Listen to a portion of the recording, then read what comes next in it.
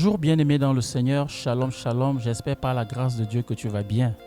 Voilà une semaine nouvelle qui commence, que la grâce de Dieu soit ton partage en cette semaine. Une fois de plus bien-aimé, nous nous retrouvons en ce jour pour pouvoir partager cette parole du dévotionnel, ce document de méditation écrit par l'homme de Dieu, le prophète Samuel Onsi. Si tu as ton dévotionnel à la maison, je t'invite donc à ouvrir la page 64 qui correspond au jour 27. Amen. Si tu n'as pas ce document, je t'invite bien aimé à te rapprocher de la cathédrale des signes et des prodiges parce que c'est un puissant document, un puissant livret de méditation. Que le Seigneur te bénisse. Alors, ouvre ton dévotionnel avec moi. Je suis au jour 27 et avant toute chose, je suis ton humble serviteur, le pasteur Albert Nga, pour te conduire. Éphésiens chapitre 6, verset 14, il est écrit « Tenez donc ferme, ayant à vos reins la vérité pour ceinture, revêtez la cuirasse de la justice. » L'apôtre Paul recommande de se revêtir de la cuirasse de la justice. La justice est une arme divine qui doit être portée sur chaque chrétien comme une cuirasse. Le dictionnaire définit la cuirasse comme une partie de l'armure qui recouvre le buste. La cuirasse a donc pour objectif de protéger le cœur. Garde ton cœur plus que toute chose, car de lui viennent les sources de la vie. Proverbe chapitre 4, verset 23. Toutes les choses de votre vie proviennent en fin de compte de votre cœur. La condition dans laquelle il se trouve va déterminer votre condition de vie. C'est la raison pour laquelle il faut le protéger de toute votre force. Ne laissez-y entrer aucun mal, ni laissez pas de place à l'incrédulité, à l'amertume, à la crainte, à l'angoisse, parce que si votre cœur renferme des choses amères, votre vie sera teintée d'amertume.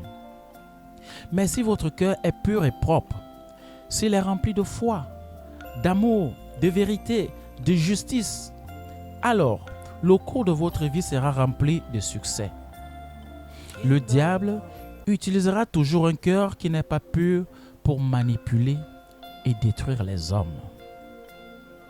La justice est présentée comme une cuirasse couvrant et protégeant le torse du soldat, là où se trouve son cœur, cet organe vital. La justice est donc une protection extérieure dont il faut se revêtir.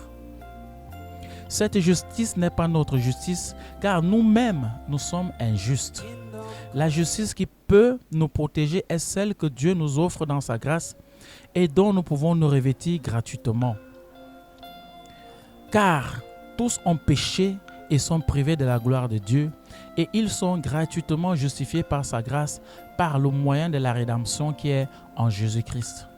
Romains chapitre 3, du verset 23 au verset 24. Nous sommes donc invités à revêtir par la foi la justice de Christ. Celui qui n'a point connu le péché, il a fait devenir péché pour nous, afin que nous devenions en lui justice de Dieu. 2 Corinthiens chapitre 5, verset 21. La justice de Christ dont vous pouvez vous revêtir est une cuirasse qui vous protège des accusations du diable, lequel essaie de vous maintenir dans la culpabilité et sous la condamnation. Mais grâce à la justice que Dieu vous a accordée en Jésus-Christ, vous pouvez faire face à l'accusateur avec assurance. Il ne peut transpercer cette cuirasse. Amen.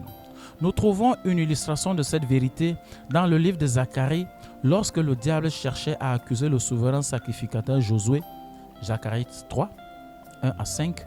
Dieu le revêt d'un vêtement propre, l'accusateur n'a plus de prise. Bien-aimé, le dévotionnel de ce matin nous amène à un sujet un peu particulier qui est la justice. Évidemment, nous distinguons la justice des hommes et la justice de Dieu. Mais ne développons pas par rapport à la justice des hommes. Notre sujet, c'est la justice de Dieu. Frère, tu dois savoir que toi, dans ton intérieur, tu peux te trouver juste. Peut-être par les œuvres que tu fais, tu estimes que tu es une bonne personne parce que tu contribues à l'édification du peuple de Dieu. Je ne sais pas. Peut-être au sein de l'église, tu es très gentil, tu es dans le social, tu fais beaucoup de choses pour que l'œuvre de Dieu avance. Mais permets-moi de te dire, m'appuyant sur ce dévotionnel, écrit par l'homme de Dieu, le prophète Samuel Onsi, que ce qui te rend juste devant Dieu, ce n'est pas ta façon de te voir, ce n'est pas ta justice, mais c'est la justice, la grâce de Dieu. Alléluia. Le dévotionnel nous dit, dans le livre d'Éphésiens chapitre 14, verset, et chez Éphésiens 6, 14, autant pour moi, tenez donc ferme ayant à vos reins la justice pour ceinture, revêtez la cuirasse de la justice. Et le dévotionnel nous a expliqué tout à l'heure, la cuirasse, c'est ce vêtement.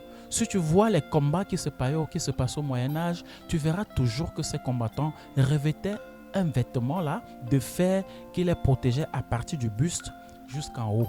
Le cou était libre, mais l'organe qui était protégé, c'était le cœur. Pourquoi? Le cœur est un organe vital. Déjà, la Bible dit, là où il y a ton trésor, c'est là où il y a ton cœur. Amen. Et cette justice-là doit trouver ses origines, ses fondements dans les racines, dans les profondeurs de ton cœur. Parce que si ton cœur n'est pas un cœur pur, si ton cœur, c'est un cœur qui a des pensées qui sont noires, bien-aimé, tu auras beau faire semblant, mais tu finiras toujours par être rattrapé. Et ce qui est certain, c'est que malheureusement en ce moment-là, tu ne seras qu'un objet entre les mains du diable. Mais cela n'est pas ton partage au nom de Jésus. Bien-aimé, la raison pour laquelle il faut que toi et moi nous travaillions à ce que notre cœur appartienne entièrement à Jésus. Que le Seigneur, la Bible ne dit-elle pas que notre corps est le temple du Saint-Esprit? Et le Saint-Esprit ne peut habiter là où il y a les ténèbres. Le dévotionnel nous a dit tout à l'heure, ni laisser entrer aucun mal. Donc c'est ton combat, c'est mon combat de tous les jours. Bien-aimé, de nous battre afin qu'aucun mal n'entre dans ton cœur. Le cœur n'est pas le siège de l'incrédulité. Le cœur n'est pas le siège de l'amertume. Ce n'est pas le siège de la peur. Ce n'est pas le siège de l'angoisse. Mais le cœur, c'est le siège de la vie. Parce que ce que ton cœur vit, c'est ce qui sera le reflet de ta vie.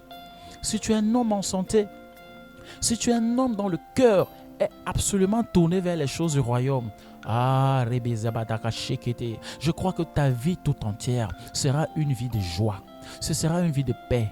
Et ce ne sera pas toi-même bien-aimé, qui pourra, n'est-ce pas, donner ce témoignage, mais ce sont ceux qui sont tout autour de toi.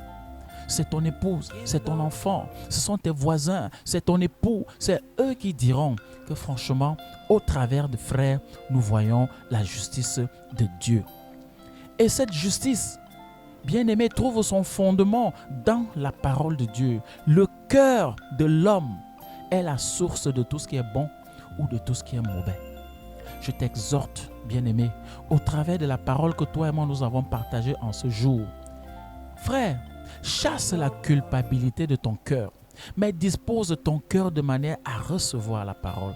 Alléluia, à recevoir la parole, de manière à ce que ton cœur, lui, maintenant, soit le fondement de la justice, que ton cœur soit éprouvé au feu. Et ainsi, revêtu de cette cuirasse-là, malgré les attaques, parce que la Bible dit quoi? La Bible appelle Satan l'accusateur de nos frères. La Bible dit qu'il rôde. Il attend juste un moment propice pour venir attaquer. Il attend juste que tu aies un petit moment d'égarement pour venir remettre à zéro ton compteur qui était déjà en marche pour le royaume. Donc toi et moi, nous devons veiller de jour comme de nuit, que notre cœur soit entièrement tourné vers le royaume. Bien-aimé, je te souhaite une nouvelle semaine, une très bonne semaine, sous la grâce de Dieu. N'oublie pas, cherche ton document, le dévotionnel de ce mois, afin de pouvoir méditer de jour comme de nuit. La Bible ne dit-elle pas, bien-aimé, que nous devons méditer cette parole de jour comme de nuit. Que la gloire de Dieu soit sur toi. Que le Seigneur te bénisse. Bonne semaine. Shalom, shalom, shalom.